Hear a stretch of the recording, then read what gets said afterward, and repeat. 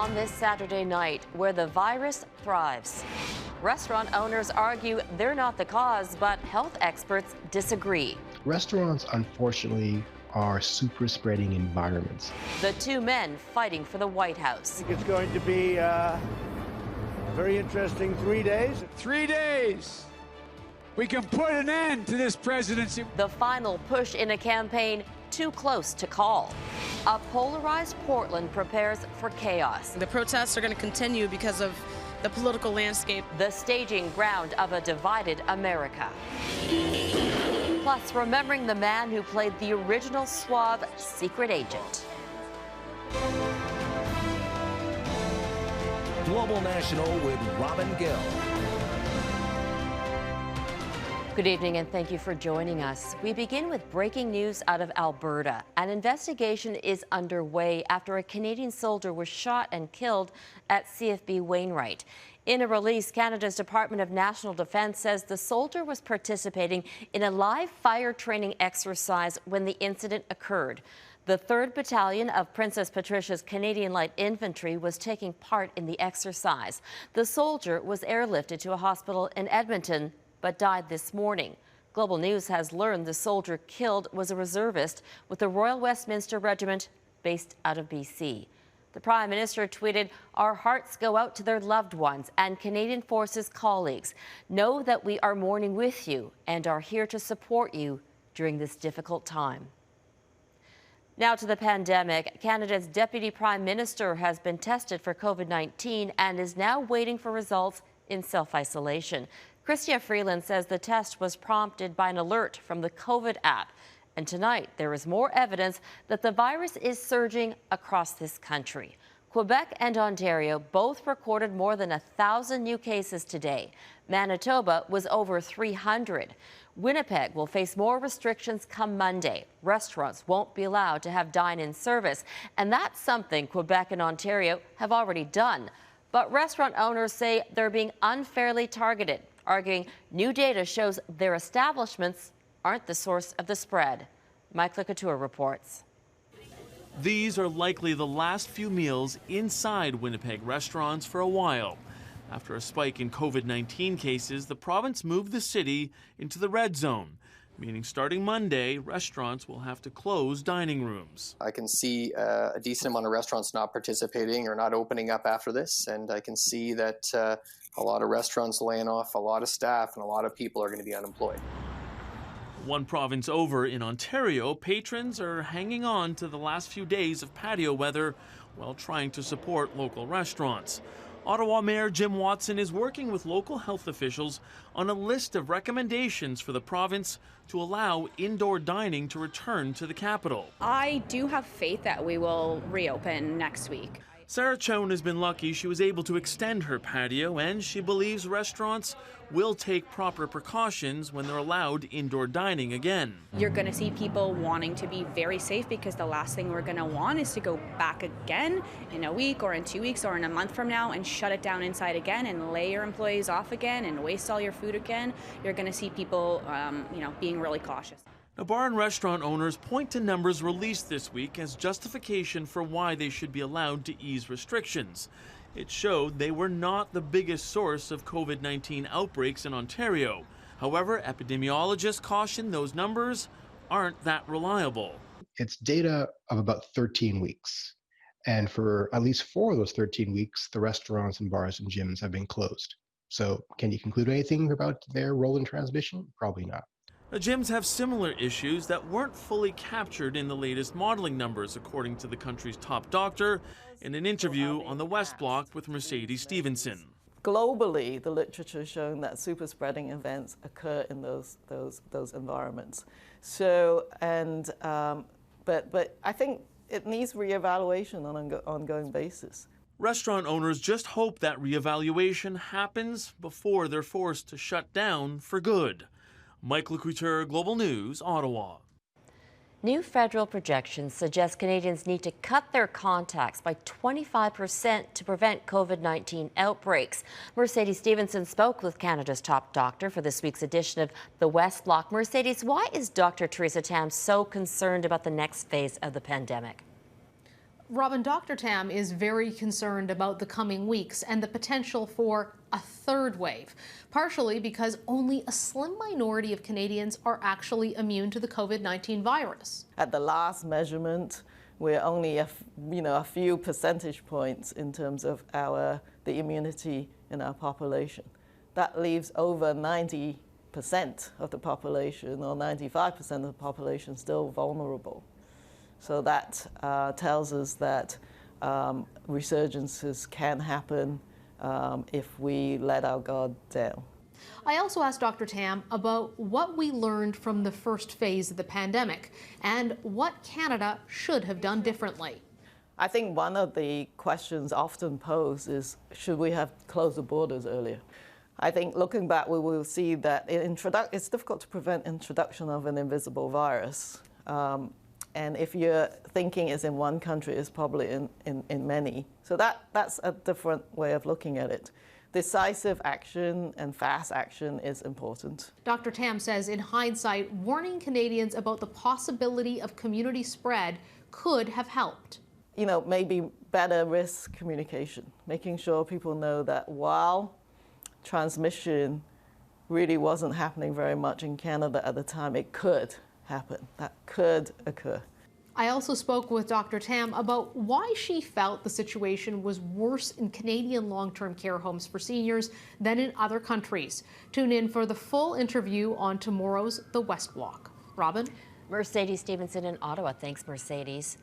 England is going back into lockdown in the hopes of slowing the spread of COVID-19. And so now is the time to take action because there is no alternative.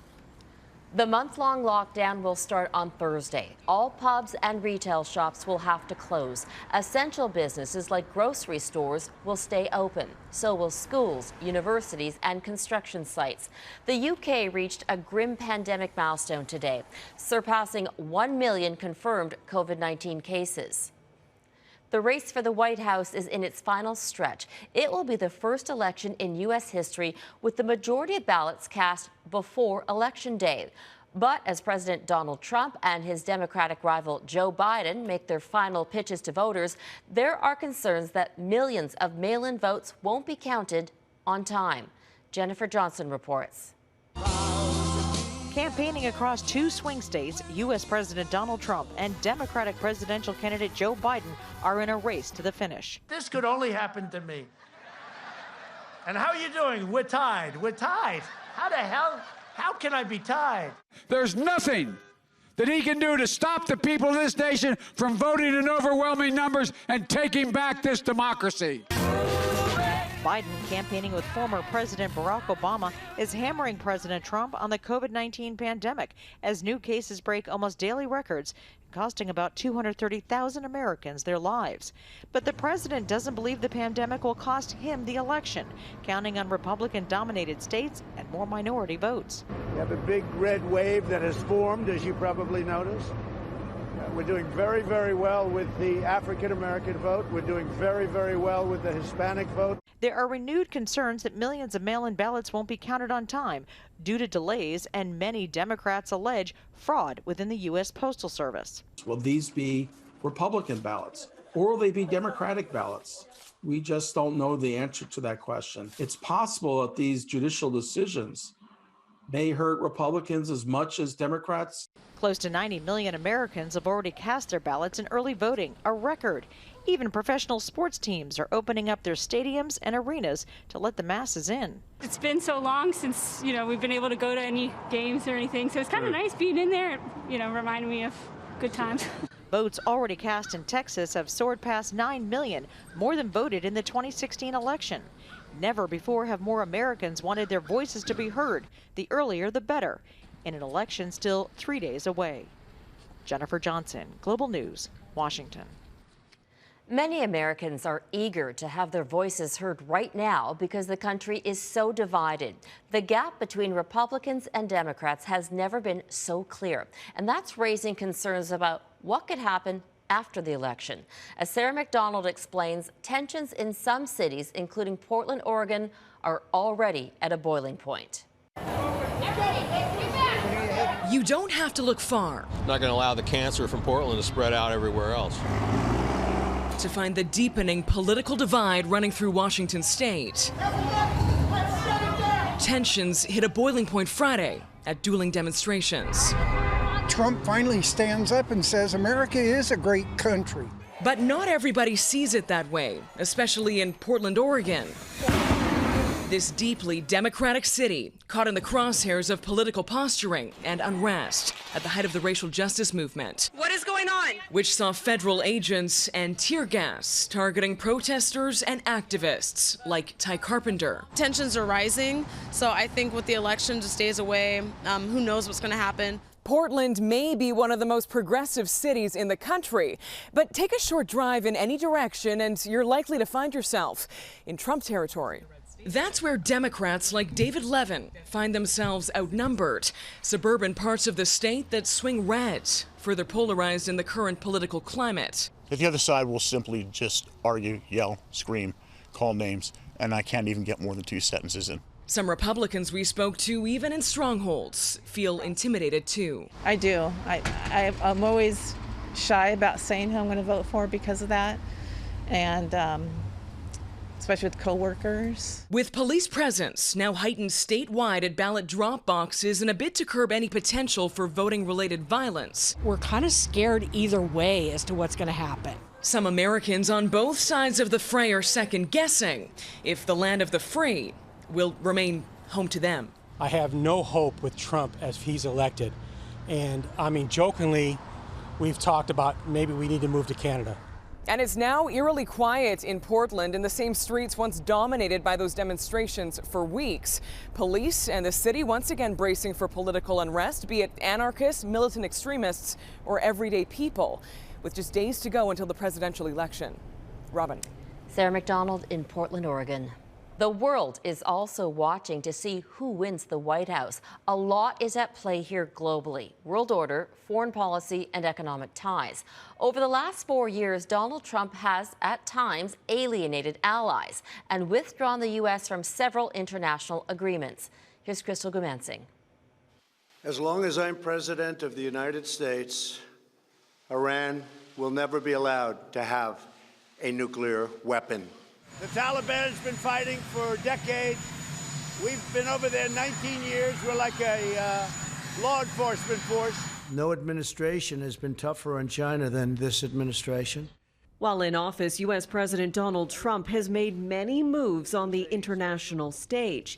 He recognized Jerusalem as the capital of Israel, something virtually no other world leader has done since Israel's founding in 1948. He is also the first sitting president to step foot in North Korea. The Donald Trump presidency has found best friends with a lot of rising autocracies, which is an endemic challenge today in the world. There's a real backsliding of political liberalization. The Trump administration has pulled America out of a number of key international agreements: the Paris Climate Accord, the Trans-Pacific Partnership, the Iran nuclear deal, and the Open Skies Treaty. One expert I spoke with, who now lives in London but is an American, says he thinks the world is looking at the United States with a mix of pity and disdain. I think that if Donald Trump is elected to another 4 years in office, it will not only completely change the fabric of the American nation, but and I think permanently, but it will also we will permanently lose our sort of preeminent standing in the world, and other countries will begin to go our own way, which is what's been happening over the past 4 years. Economic leaders wield power. America and China are battling to be seen as the world's leading economy. Fractured political relationships, domestic chaos such as civil rights abuses, and out-of-control deaths related to the pandemic are damaging America's image. I think if there is a Biden presidency, there will be a lot of repairing bilateral relationships. The future of the United States' role in the world is very much on the ballot. And the eyes of the world will be watching November 3rd. Crystal Gumansing, Global News, London. Martini, shaken, not stirred. How Sean Connery managed to snag the role as James Bond. 7 actors have taken on the role of Hollywood's most seductive spy, James Bond. But Sean Connery was the first 007 on the big screen. He almost didn't get the gig. But the film franchise launched the working-class Scotsman to stardom. Connery died today at the age of 90. Megan Revell reports on the legacy he leaves behind. Scottish movie legend Sean Connery, who shot to international stardom playing James Bond, has died aged 90. Action! The actor graced the silver screen for 4 decades. Raised in near poverty in the slums of Edinburgh, he worked as a coffin polisher and milkman before his bodybuilding hobby helped launch an acting career that made him one of the world's biggest stars. How important was James Bond in the development of Sean Connery? Well, obviously very important because of the worldwide attention it drew to one and put one into another market and bracket altogether. As Bond, his debonair manner and wry humour belied a darker, violent edge. He is credited with crafting a depth of character that set the standard for those who followed him in the role, such as British actor Daniel Craig. For me, Sean Connery defined the role, so he's always going to be someone I look towards. Especially when I started this, and Dr. No and From Russia with Love are 2 of my favourite films. Connery played a series of noteworthy roles besides 007, winning an Academy Award for his role in the 1987 movie The Untouchables. He was an ardent supporter of Scotland's independence, so much so that he had the words "Scotland Forever" tattooed on his arm. When he was knighted by Britain's Queen Elizabeth in 2000, he wore full Scottish dress, including the kilt of his mother's clan. Connery retired from movies after disputes with the director of his final outing, The League of Extraordinary Gentlemen, in 2003. And that was Megan Revell reporting on the career of movie legend Sean Connery, who passed away today at his home in the Bahamas. Still ahead, why facts matter, the Canadian take on the American election.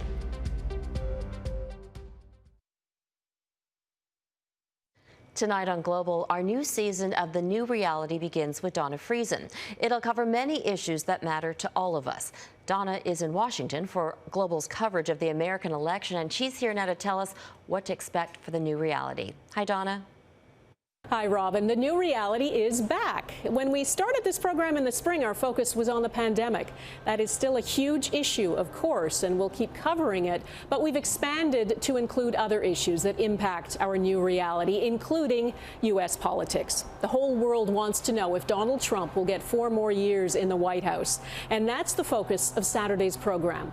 We'll introduce you to the fact-checker-in-chief of the American Commander-in-Chief. His name is Daniel Dale. You may have seen him on CNN. He's Canadian, and he's not afraid to call a lie a lie. As we get closer to election dates, whether it is this election or the 2018 midterms, in addition to the ad-libbed impromptu lies that he is known for, there start to be more lies written into his speeches. What do you think is behind that?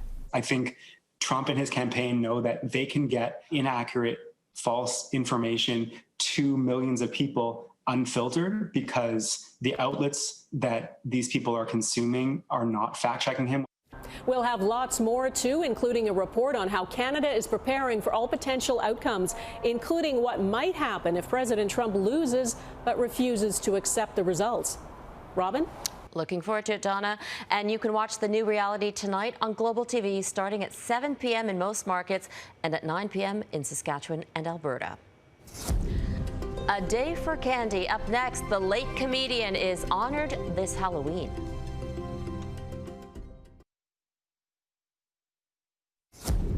Well, I'm still $1 million shy of being a millionaire. John Candy would have turned 70 today. To mark the occasion, Toronto proclaimed October 31st John Candy Day. He grew up in East York and began his comedy career at Toronto's Second City. His rise to fame through SCTV took him to Hollywood. There, he starred in classics like Splash, Uncle Buck, and Planes, Trains, and Automobiles. He was the co-owner of the Toronto Argonauts football team from 1991 to 1994. John Candy died of a heart attack at the age of 43. Trick-or-treating has been cancelled in parts of Canada where cases of COVID-19 are surging. Everywhere else, it can be hard to feel festive with strict rules and warnings in place. But as Mike Droulet explains, the virus hasn't spooked creative Canadians. There's so much to be fearful of on Halloween. Ghouls, monsters, so many princesses. And this year it's all going to unfold under an eerie blue moon. But alas, it's 2020, and the scariest monster is the virus we can't see. So what are Canadians doing? Our latest polling suggests 49% are turning off their porch lights and doing nothing, leaving kids to fend for themselves. I'm gonna buy a box of like 100 candies and just sit in my room and eat them. Depending on where he lives, he could forego eating that box himself and go door to door. Health officials have given the green light for most of the country, yet only 23% of Canadians plan on giving it a go. For those who try, finding candy will be difficult because less than a third of Atlantic Canada and those living in the middle of the country say they'll be handing out treats. And it's going to be even harder in BC, Ontario, and Quebec. Come here, take a little bite. Fortunately, not everyone is scared off. To keep his haunted tunnel alive, this Saint Lazare, Quebec man brought in security to enforce distancing rules.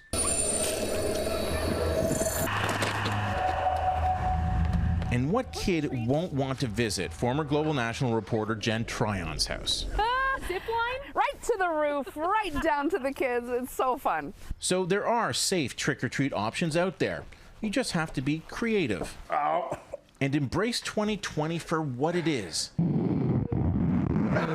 A year when waiting for the school bus dressed like Spider-Man, a dinosaur, or a unicorn isn't that odd after all. Mike Droulet, Global News Toronto. And that is Global National for this Saturday. I'm Robin Gill. We'll stick with the Halloween theme for your Canada tonight. This pandemic-appropriate jack-o'-lantern in Richmond, BC weighs in at a whopping 794 pounds. Thank you for watching, and I'll see you back here tomorrow. Have a great night.